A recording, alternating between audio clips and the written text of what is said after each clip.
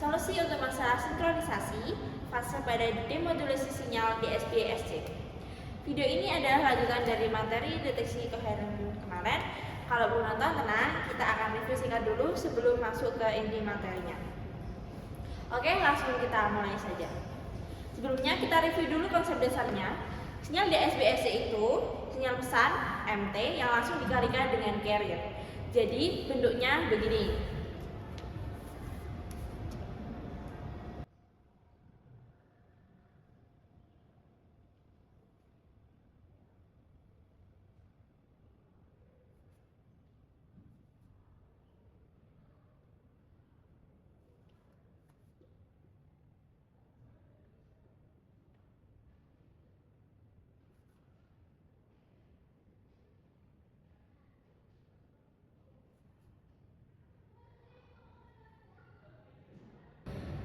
Nah, ST sama dengan MT dikalikan dengan cos omega CT.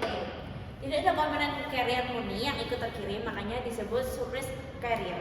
Carriernya ditindas. Nah, untuk mendemodulasi sinyal ini di sisi penerima, kita pakai metode yang disebut deteksi koheren. Caranya, sinyal yang diterima dikali lagi dengan osilator lokal, lalu dimasukkan ke LPF atau low pass filter. Begini diagram bloknya. ST masuk, dikali osilator, keluar lewat LPF, dapat kembali MT. Nah, simpel kan? Tapi ada masalah besar di sini, dan masalah itulah yang akan kita bahas sekarang. Nah, disinilah masalahnya. Di dunia nyata, osilator lokal tidak menerima itu, tidak pernah benar-benar sefase dengan carrier di pemancar. Selalu ada selisih fase. Kita sebut selisih ini P, fase error. Jadi osilator lokal kita yang seharusnya cos omega CT sebenarnya adalah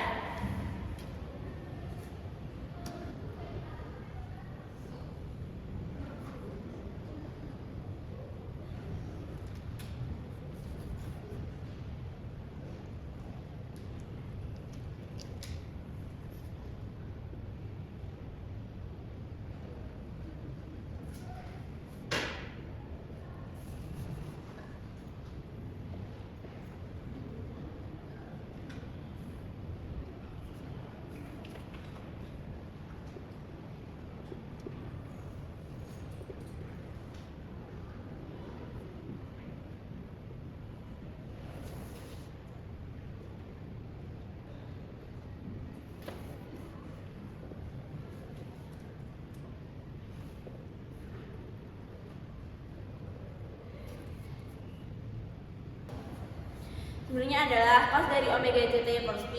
Kalau kita kalikan sinyal dengan osilator yang punya error fase ini, lalu filter dengan LPF, hasilnya bukan MT lagi, hasilnya setengah dikali MT dikali cos P. Nah, sekarang perhatikan, kalau P sama dengan 0, cos 0 sama dengan 1, hasilnya penuh, bagus ya. Nah, tapi kalau P mendekati 90 derajat, yaitu 0, artinya output kita jadi 0, sinyal informasinya hilang. Padahal sinyalnya ada di sana. Inilah masalah yang disebut fase error problem, dan ini yang mau kita selesaikan. Nah, idenya Kostas itu elegan banget. Dia bilang kalau satu cabang saja tidak cukup, kenapa tidak buat dua cabang sekaligus? Cabang pertama sebut cabang I, in fase, pakai referensi cos omega CT. Cabang kedua kita sebut cabang Q, kuadratur, pakai referensi sin omega CT alias digeser 90 derajat. Lalu output dua cabang ini dibandingkan untuk mendeteksi error fasenya. Dari error fase itu kita koreksi osilator kita secara otomatis terus menerus sampai fasenya terkunci. Sistem ini yang disebut Kostas loop. Pertama kali diperkenalkan oleh John P. Kostas pada tahun 1996. Dan kehebatannya tidak perlu kirim sinyal carrier terpisah dari pemancar, lebih efisien. Kita hapus dulu.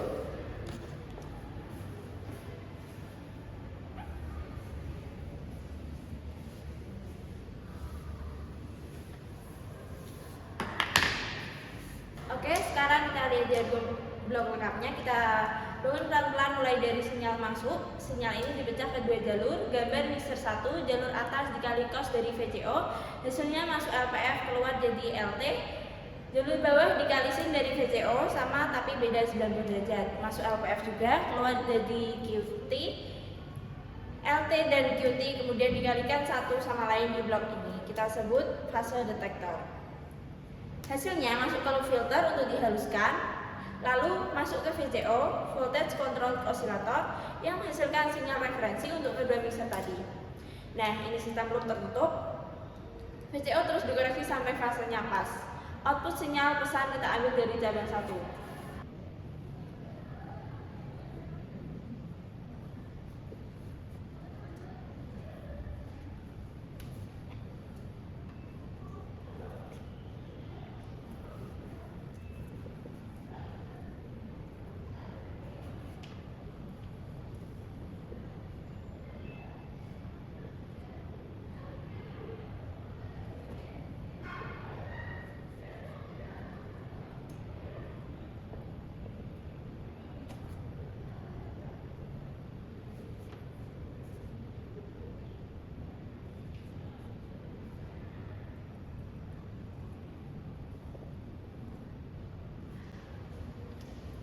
Oke, sekarang kita bedah matematikanya mulai dari cabang 1. Sinyal masuk tetap ST sampai dengan MT dikali cos omega CT. Referensi dari VCO untuk cabang 1 adalah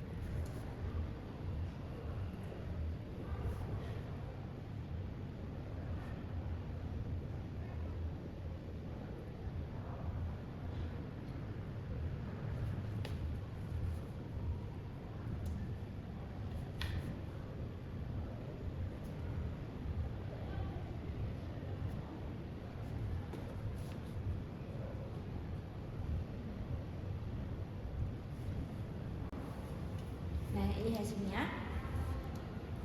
Omega CT plus B kita kalikan keduanya. Gunakan identitas trigonometri, cos A dikali cos B sama dengan setengah dikali kurung cos A minus B ditambah cos A plus B. Kalau kita substitusi, kita dapat dua komponen. Satu di frekuensi rendah, yaitu setengah MT cos B, dan satu lagi di frekuensi tinggi sekitar 2 omega C. LPF membuang komponen frekuensi tinggi, jadi hasil akhir cabang 1 yaitu IT sama dengan setengah MT cos P. Ingat ini baik-baik karena kita akan butuhkan sebentar lagi. Sekarang cabang I sinyal masuk sama, ST sama dengan MT cos omega CT. Bedanya referensi untuk cabang I sudah digeser 90 derajat.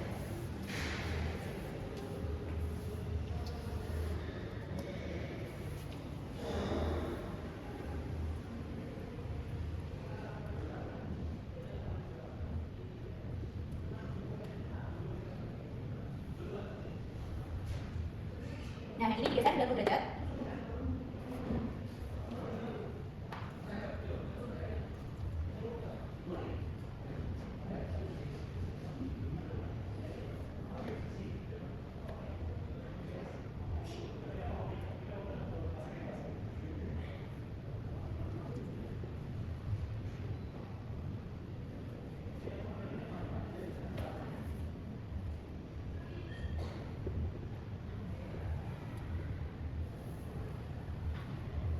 Nah, ini untuk hasil dari cabang I.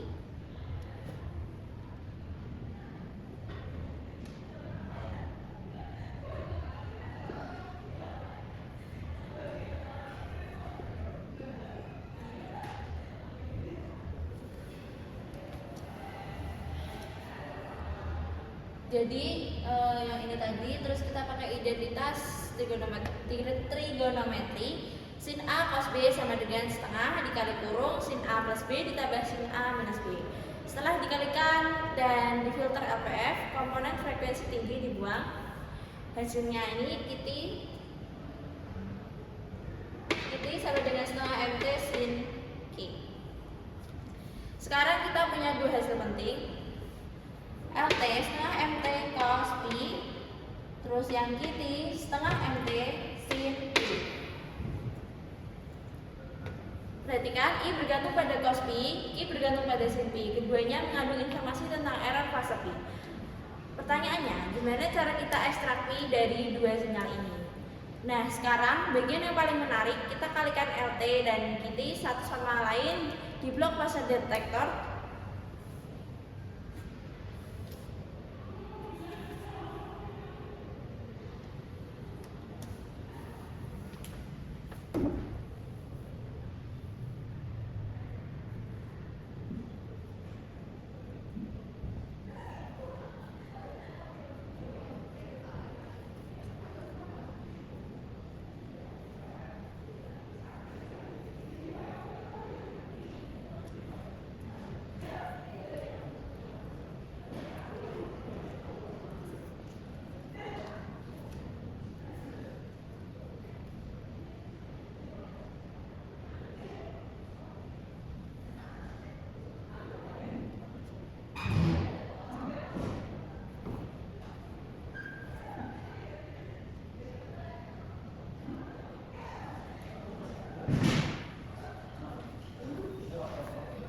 Setengah MT cos P dikali setengah MT sin P, tulis jadi ET sama dengan seperempat M kuadrat T dikali sin P dikali cos P. Ingat identitas sudut ganda, sin P dikali cos P sama dengan setengah sin 2 P.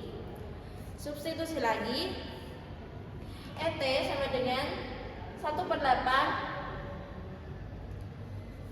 kuadrat T dikali sin 2 Pi. Ini yang disebut sinyal error fase. Perhatikan M kuadrat itu selalu positif, jadi tanda dari ET murni ditentukan oleh sin 2 Pi. Artinya sinyal ET ini membawa informasi tentang seberapa besar dan ke arah mana error fasenya. Inilah yang dikirim ke VCO untuk mengoreksi fasenya. Sistem ini kerja otomatis. Oke, jadi kita sudah punya sinyal error ET. Sekarang apa yang terjadi selanjutnya? ET ini masuk ke loop filter, semacam LPF yang menghaluskan sinyal kontrol, menghilangkan riak-riaknya. Keluarannya jadi tegangan kontrol, kita sebut VCT. Tegangan ini masuk ke VCO, voltage control oscillator. VCO itu osilator yang frekuensi dan fasenya bisa diatur oleh tegangan input. Jadi kalau P besar, error fasenya besar. ET besar, VCT mendorong VCO untuk koreksi fasenya. VCO menggeser fasenya, Pi mengecil, ET mengecil, VCT mengecil, terus begitu sampai Pi mendekati 0. Sistem dikatakan lock. Sebelum kita rangkum, yuk kita bandingkan Costas loop dengan metode lain seperti squaring loop. Dengan kelebihan pertama, yaitu Costas loop tidak butuh sinyal carrier bila terpisah dari pemancar, jadi lebih hemat bandwidth. Kelebihan kedua, tidak perlu rangkaian squaring yang bisa menambahkan noise, lebih bersih. Dan lalu kelebihan yang ketiga yaitu koreksi fase otomatis secara real time, loop tertutup. Nah, selanjutnya kekurangannya. Yang pertama itu ada ambiguitas fase seperti yang baru kita bahas, kadang perlu bit sinkronisasi tambahan. Yang kedua, implementasinya butuh 2 mixer dan 2 LPF, sedikit lebih kompleks dari detektor koheren biasa. Yang ketiga, waktu sampai lock bergantung pada desain loop filter. Oke, sekarang kita rangkum semua yang sudah kita pelajari hari ini. Pertama, sinyal masuk DSB, SC, ST sama dengan MT cos omega JT. Yang kedua, setelah cabang 1, LT sama dengan setengah MT cos P. Yang ketiga, setelah cabang Q, QT sama dengan setengah MT sin P. Yang keempat, sinyal error dari fase detektor ET sama dengan 1/8 M kuadrat T sin 2 Pi. Dan yang kelima, kondisi saat log Pi mendekati 0, ET mendekati 0, LT mendekati setengah MT. 5 rumus ini yang paling penting untuk kalian hafal dan pahami. Nah, kita akan tulis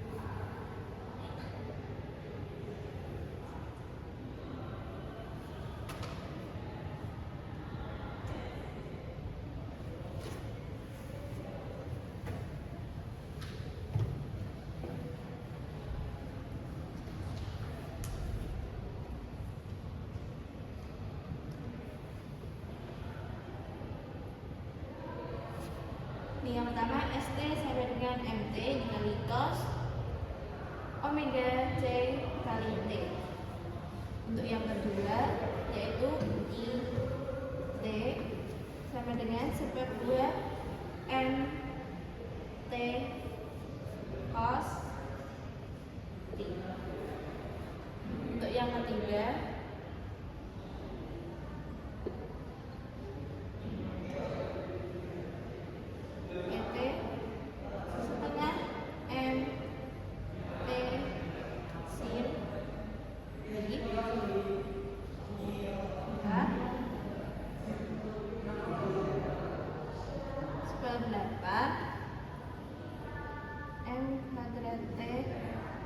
kali sin 2pi. Nah, yang terakhir untuk log pi sama dengan 0, ET 0,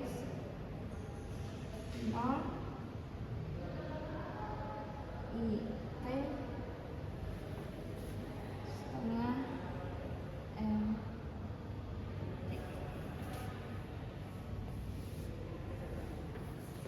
Nah, itu tadi pembahasan lengkap kita tentang Costas Receiver untuk demodelisasi sinyal di SPSD. Mulai dari masalah error fase, ID2 cabang I dan Q, penurunan matematisnya, sampai mekanisme log dan analisis sin 2pi. Nah, kalau video ini membantu, jangan lupa like dan subscribe ya. Di video berikutnya kita akan bahas metode alternatif squaring loop. Sekian dari saya, Zaidah Muti Azahra. Sampai jumpa lagi. Wassalamualaikum warahmatullahi wabarakatuh.